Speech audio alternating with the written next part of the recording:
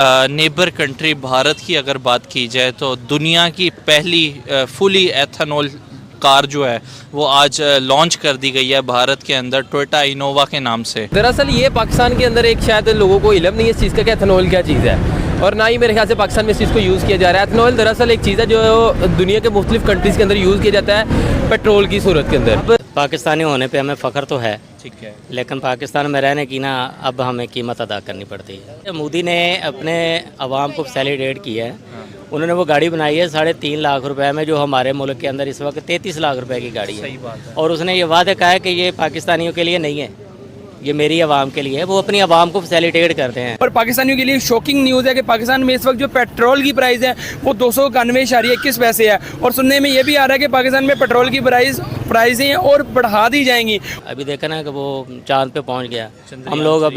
हम अभी लोग जो है ना वो ज़मीन पे भी चलने के काबिल नहीं है।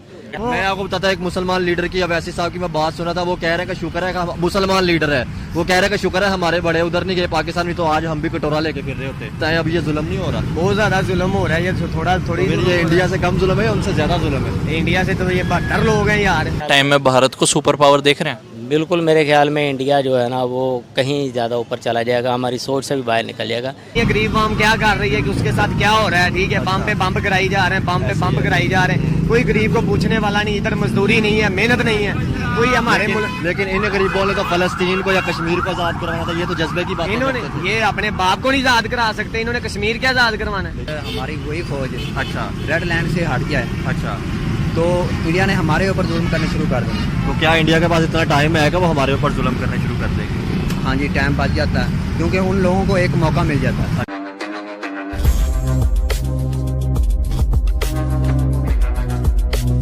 पहले इलेक्ट्रिक कार का बहुत ज़्यादा बूम आया भारत में, टाटा ने बहुत ज़्यादा बनाई, लेकिन अब वो इससे भी एक नेक्स्ट स्टेप आगे जो है वो निकल गए हैं। पहले पेट्रोल में उन्होंने मिक्सिंग की 10% 20% एथेनॉल की, अब 100% एथेनॉल के साथ जो है वो मतलब कार को आप इस्तेमाल कर सकते हैं, फिर सकते हैं।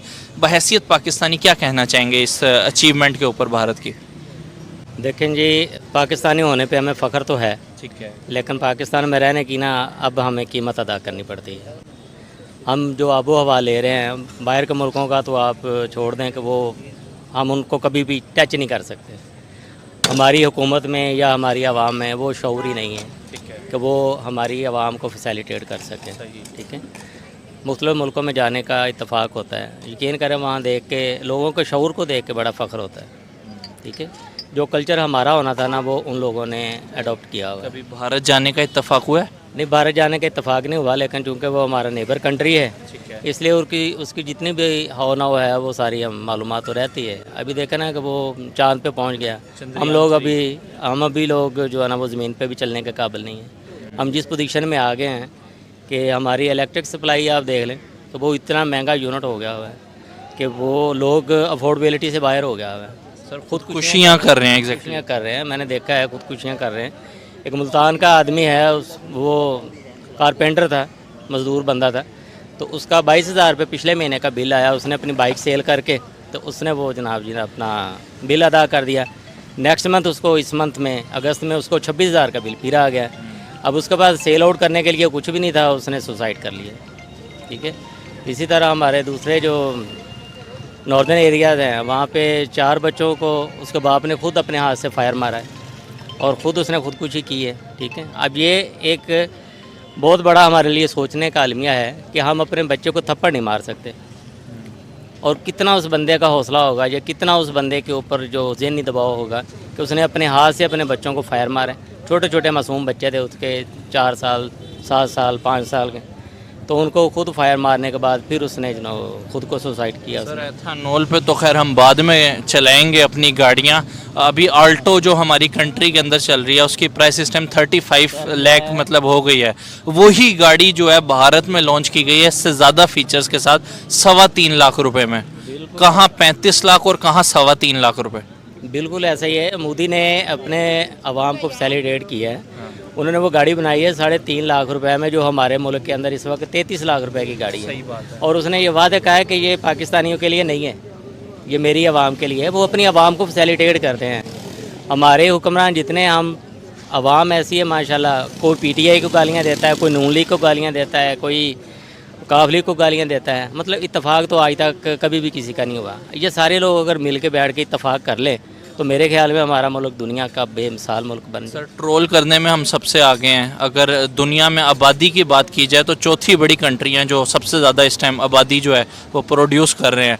अगर बात की जाए चंद्रयान-3 मून मिशन की, आपने बात की, एक अलग ही सोच देखी जाती है पाकिस्तानियों की। जैद साहब का आपको पता होगा, जैद हामिद साहब की स्टेटमेंट आई थी कि ऐसा तो कोई चांद का मिशन हुआ ही नहीं।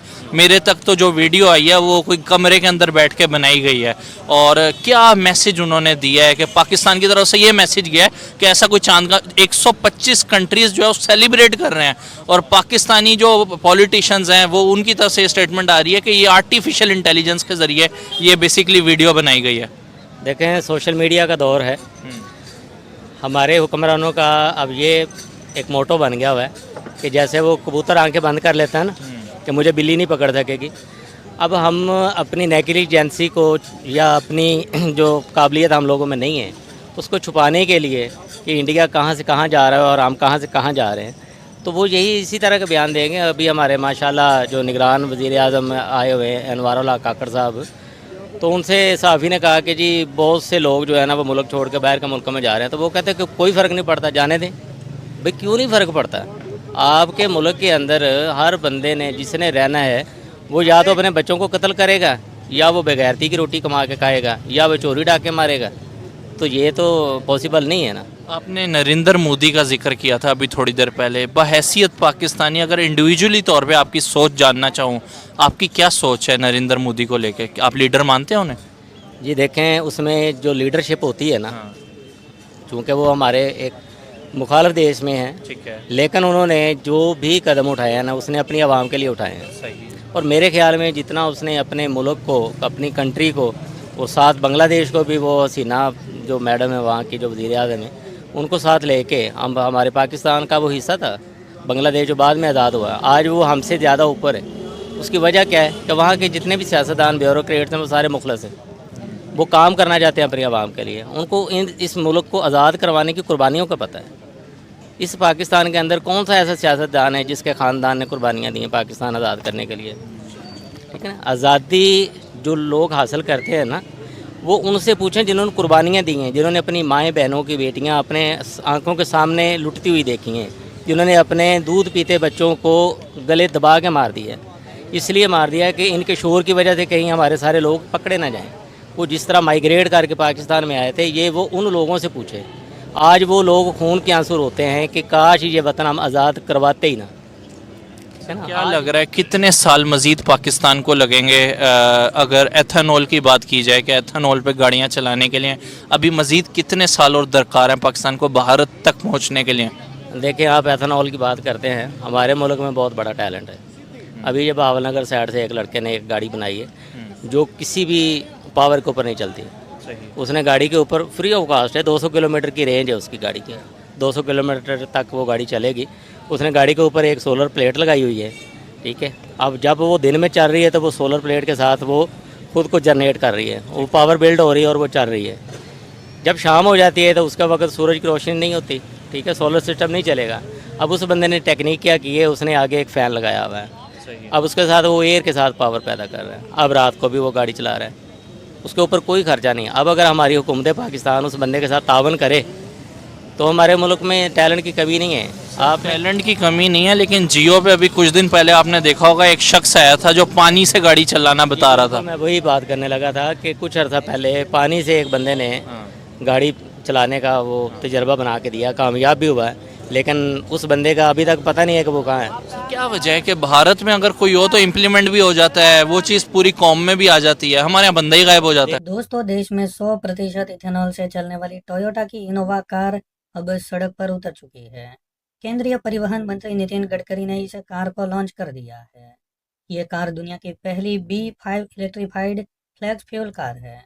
दोस्तों, ये इथेनॉल कार एक बहुत बड़ी क्रांति ला सकती है। दोस्तों, आने वाले समय में इथेनॉल ईंधन ऐसा ईंधन होगा जो ये हमें इस मामले में आत्मनिर्भर बना सकता है। फिलहाल भारत पेट्रोलियम निर्यात पर 16 लाख करोड़ रुपए सालाना खर्च करता है। जो अर्थव्यवस्था पर बहुत ही बड़ा बोझ डाल रहा है। भारत लंबे समय से इसके विकल्प की तलाश कर रहा था। प्रदूषण और पर्यावरण के लिहाज से ये बहुत ही अच्छा ईंधन माना जा रहा है। दोस्तों, इससे ग्रामीण इकोनॉमी मजबूत होगी, तो गांव के लोगों को शहर में आने की जरूरत ही नहीं रहेगी। देश पर वर्तमान में जो तेल आयात का बोझ है वो भी कम हो जाएगा और बड़ी मात्रा में विदेशी मुद्रा बचेगी। इथेनॉल उत्पादन के लिए भारत में किसी भी प्रकार की कोई दिक्कत नहीं होने वाली, क्योंकि देश में गन्ना या चीरा के अलावा अन्य खेती के उत्पादों की कोई कमी नहीं है। देश में प्रमुख चीनी उत्पादक राज्य महाराष्ट्र और उत्तर प्रदेश पर्याप्त मात्रा में गन्ना उगाते हैं। तो दोस्तों, इस वक्त भारत सरकार का लक्ष्य यह है कि पेट्रोल और डीजल में 20% इथेनॉल की ब्लेंडिंग का टारगेट रखा गया है, जिसे अब सरकार धीरे धीरे करके बढ़ा रही है।